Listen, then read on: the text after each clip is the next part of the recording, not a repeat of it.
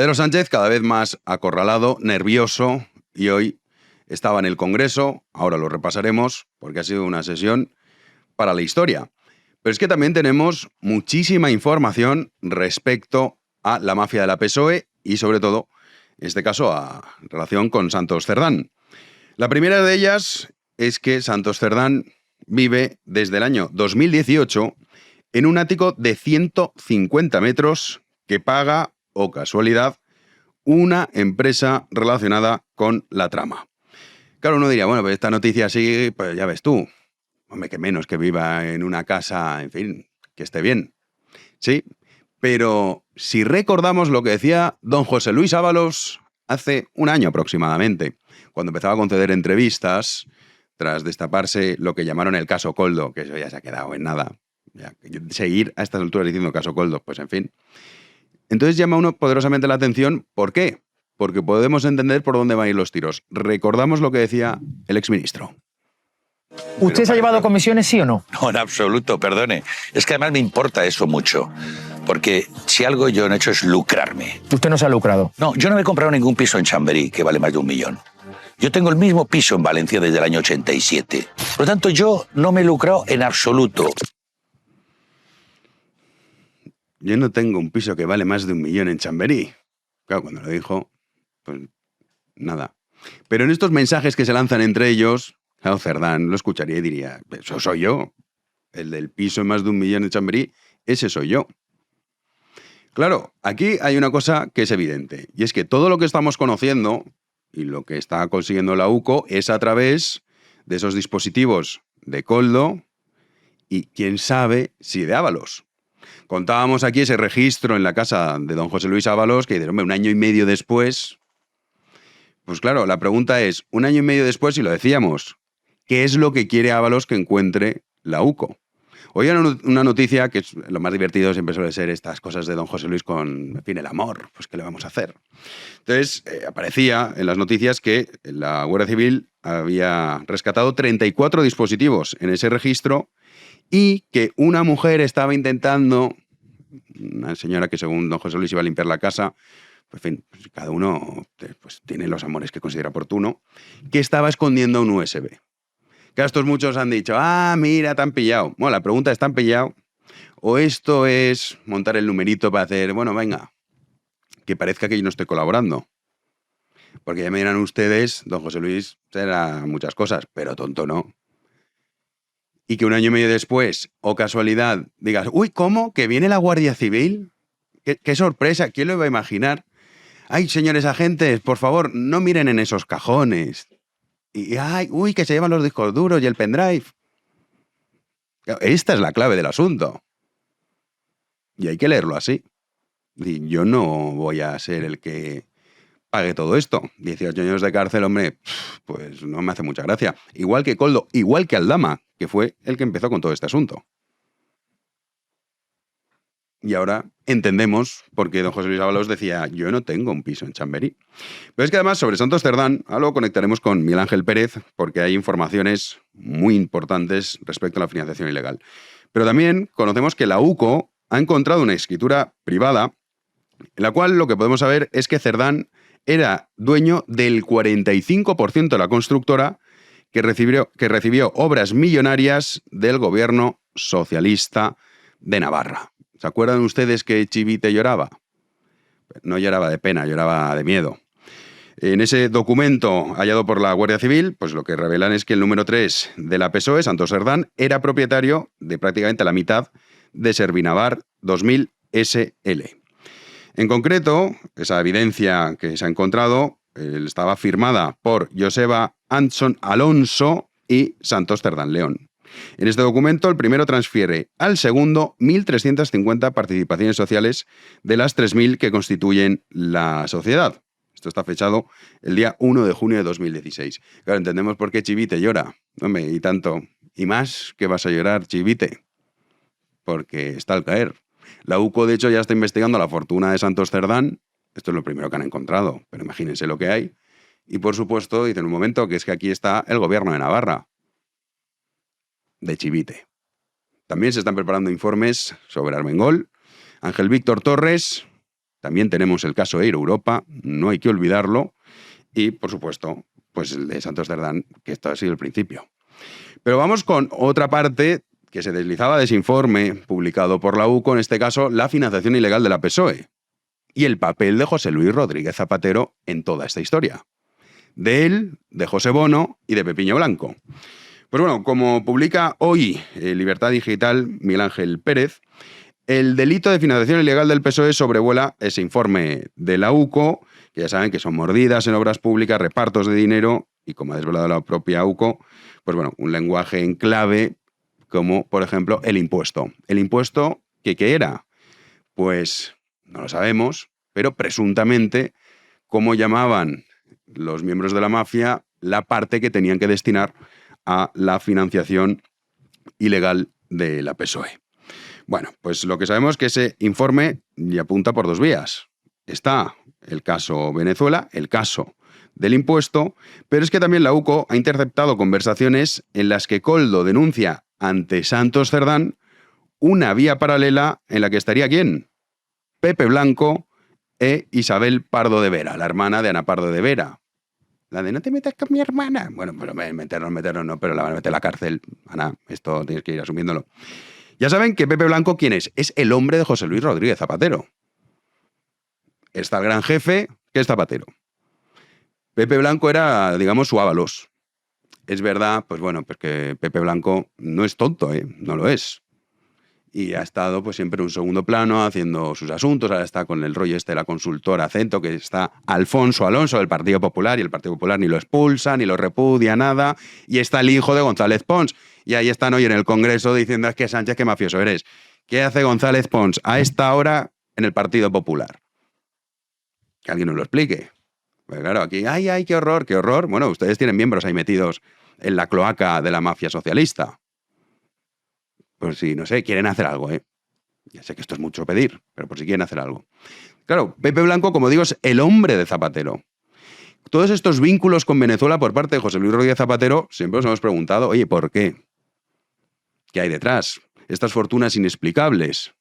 Esos negocios de las hijas de José Luis Rodríguez Zapatero en Venezuela. El papel de Delcy. Ese cambio tan brusco de Guaidó, qué bueno eres, a Guaidó, bueno, pues casi que ya lo miramos. Y Sánchez, presidente de la Internacional Socialista. Se están abriendo muchas vías. Y es que esto, claro, no ha hecho nada más que comenzar.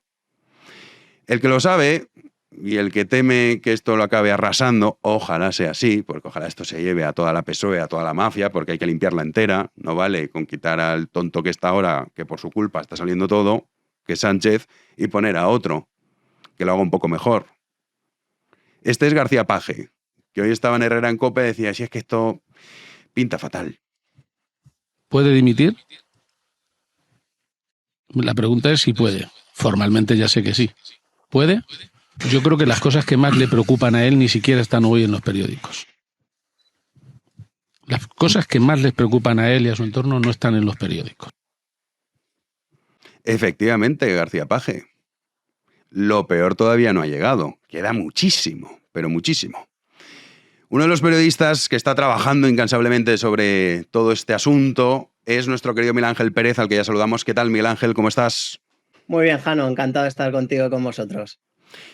Quiero preguntarte por muchas cosas, pero la primera de ellas, la información que publicabas en Libertad Digital, que es que la UCO llega ya a las puertas de la financiación ilegal de la PSOE. Eso sí, hay un plus, a través de la Venezuela de Maduro. Cuéntanos más sobre esto. Sí, Jano. Bueno, en el informe de Santos Cerdán de la semana pasada ya se recogían pues, los indicios de la presunta financiación ilegal del Partido Socialista a través de las adjudicaciones de obra pública, ¿no? Concretamente, sobre todo del Ministerio de Transportes, a empresas con las que estaban conchavada la trama Koldo, ¿no? Lo que publicamos en el Libertad Digital, Jano, es que en una de las grabaciones que recoge la UCO en su informe hace referencia a una conversación que tuvo Koldo y Ábalos en abril de 2019, donde estaban pactando unas supuestas comisiones que iban a obtener de Venezuela, pero cuando Juan Guaidó se estaba, digamos, disputando el liderazgo del país, ¿no? Frente a Nicolás Maduro, y el presidente del gobierno, Pedro Sánchez, había reconocido al propio Guaidó como presidente encargado de Venezuela. En esas conversaciones, pues Koldo le dice a Ábalos que gracias a las conversaciones con Guaidó y tal, pues que podrían conseguir una serie de acuerdos empresariales y que Ábalos se podría embolsar unos 500.000 euros al mes durante 3 años. Eso queda ahí, mandan al empresario Víctor de Aldama en ese verano de 2019 a que se reúna con Juan Guaidó, así sucede, y sin embargo, Jano, meses después, solamente 6 meses después de esa reunión de Aldama con Juan Guaidó en Venezuela, hay un cambio de 180 grados en la política exterior del presidente del gobierno Pedro Sánchez respecto a Venezuela. Llega Delcy Rodríguez, la número 2 de Nicolás Maduro, a España en esa famosa madrugada del 19 de enero de 2020, y lo que nos dicen es que ese cambio de 180 grados, Jano, obedece a que el régimen de Nicolás Maduro está ofreciendo financiar ilegalmente al Partido Socialista, por un lado, y por otro lado, financiar la Internacional Socialista, que iba a llegar a presidente de la misma al propio Pedro Sánchez. Esa es la explicación que nos dicen posibilitó ese cambio de 180 grados en la política de Pedro Sánchez, dejando tirado a Guaidó y poniéndose a los servicios, ¿no?, de Nicolás Maduro. Y obviamente esa financiación, Jano, se canalizaría a través de petróleo, a través de cupos de petróleo, que es lo que tiene Venezuela. ¿Y el papel de Zapatero en todo esto? ¿Cuál es? Porque, claro, muchas veces nos lo hemos preguntado. Hay 2 preguntas. ¿Qué le debe la PSOE de Marruecos, pero qué le debe a Venezuela? Y Zapatero ya, pues bueno, la pregunta, en fin, es obvia. Sí, Zapatero juega un papel fundamental, Jano, porque obviamente él es el mediador del régimen de Nicolás Maduro, ¿no?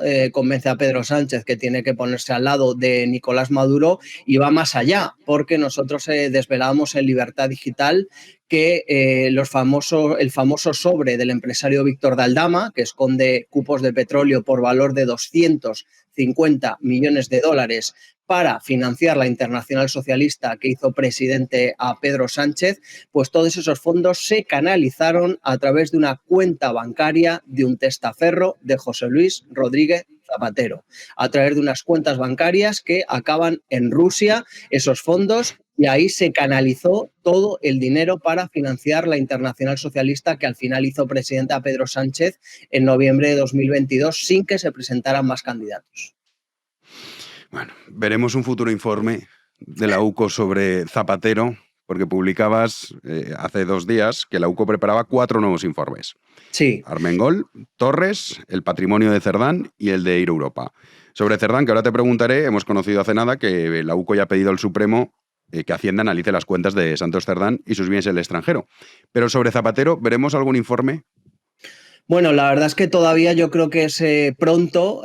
Yo creo que ahora mismo lo que sucede es que la UCO necesita tiempo para tirar de ese hilo. Es un hilo muy complejo, el de la financiación ilegal del Partido Socialista, sobre todo en el área internacional, es decir, a través de Venezuela. Prácticamente yo creo que está al caer, digamos, el atar todos los cabos respecto a la financiación ilegal gracias a las adjudicaciones de obra fraudulentas aquí en España, pero es mucho más complicado poder llegar a demostrar la financiación ilegal a través del régimen de Nicolás Maduro. Yo creo que la UCO está trabajando en ese terreno, es decir, en el de la presunta financiación ilegal del Partido Socialista, pero obviamente el problema es que cuando afecta a un país extranjero y hay que pedir comisiones rogatorias, etcétera, la cuestión es muchísimo más compleja, y si encima afecta a la propia Venezuela, que no va a colaborar en absoluto en esta investigación, pues es complicado. Pero yo creo que no se puede descartar, y yo además tengo la convicción, por así decirlo,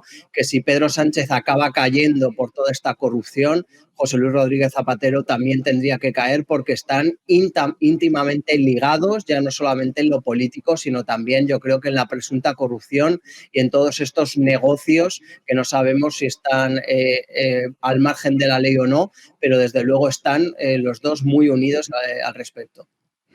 Sí, son de estas fortunas inexplicables, la de Zapatero José Bono, que por primera vez se empieza a publicar información al respecto de este hombre, que sale en el informe de la UCO de Santos Cerdán, y también Pepiño Blanco. Así es. Así Esto hay es. que recordarlo.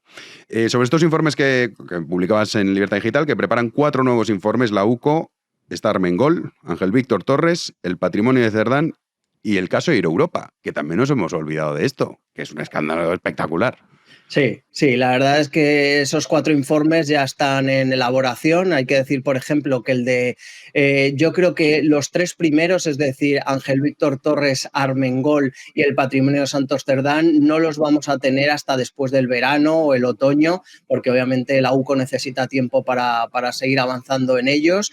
Tanto los informes de la UCO sobre Santos Cerdán y Armengol, Ángel Víctor Torres y Francina Armengol estarían relacionados con la compraventa de material sanitario durante la pandemia del COVID-19, cuando ambos eran presidente de Baleares ella y presidente de Canarias él. Inicialmente también se podrían a lo mejor añadir otras comunicaciones relacionadas con Ángel Víctor Torres en el marco de la trama Coldo que han ido apareciendo, ¿no?, en estos dispositivos de Coldo o de Víctor de Aldama.